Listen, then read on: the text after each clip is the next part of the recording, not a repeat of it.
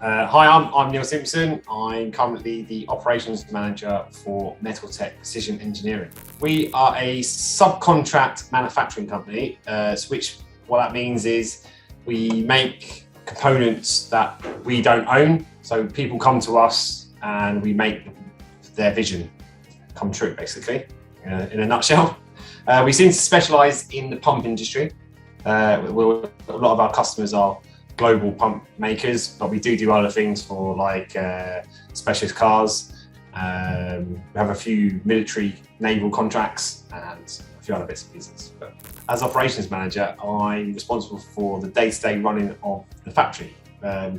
So I cover from personnel management to health and safety, process maintenance and check-in, scheduling, overseeing the scheduling, and all that sort of stuff.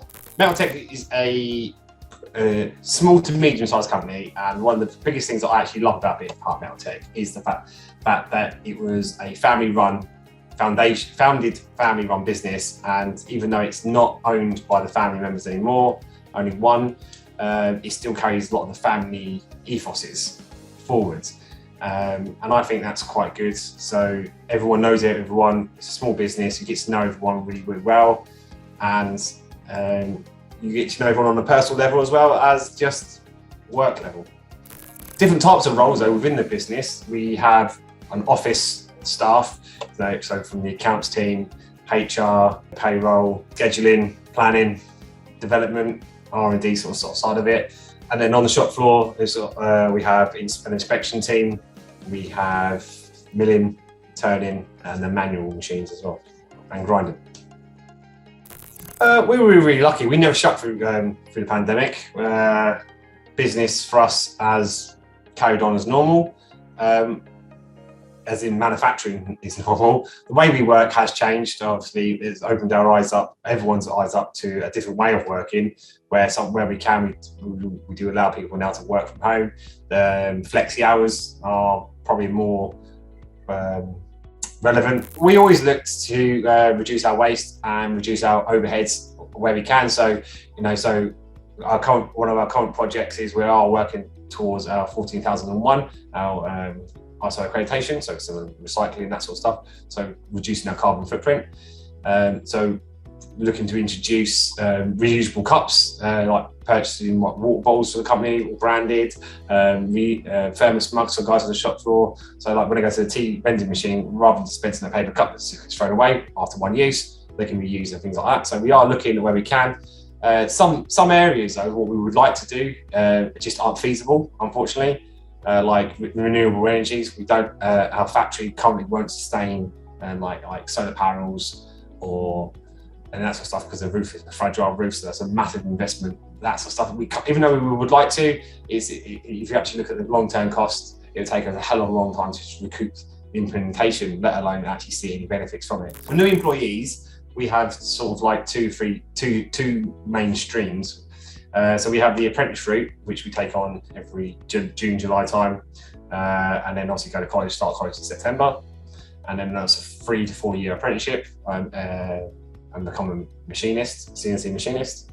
We also have what we class as an off the street program, where they come in at the junior level as a trainee. This is any age. It's not age restricted or age guidance, and then we put them in for our internal training program, where they start from hand tools all the way up to become a CNC operator in time. The only difference is because one will go to college and get a MBQ or whatever the current standard is at the time, or the other one will just learn life skills and ability. So as and when they do move on, they've got experience but no qualification. Opportunities within the company. I started off as an apprenticeship, on an apprenticeship 20 odd years ago.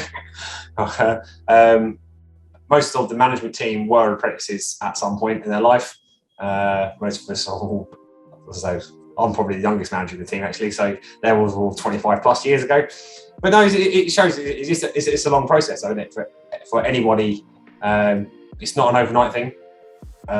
Just the apprenticeship alone is 4 years, and then what we try to do, so every 6th year we try to further educate someone So out of those apprentices, we will take one, the top one usually, and then put them on the HNC, HND for further education, and then they will then be like selected for management training program. But it takes time, so that 10 years down the line, we have a junior manager, project engineer type role. Yes, we do open doors as well. So we generally have, since I've been here over the last 4 or 5 years, we've been here 7 students a year for a week at a time, usually from about May through to June. We have open door visits as well for the local schools that are around us that come in groups of 10 usually. We'll show them around for an afternoon. But yeah, it's good. Pensions and investments. One of those things you never, you think about the now when you're younger, and when you start getting into your 40s and the 50s can't start creeping on the door very quickly, you start thinking about the future, retirement, and you always look back, it's too late to start then. And so, government pension schemes, I think that was a really good incentive that started a few years ago. And I always say to everyone with plans to retire, it is going to happen. It's inevitable for everybody.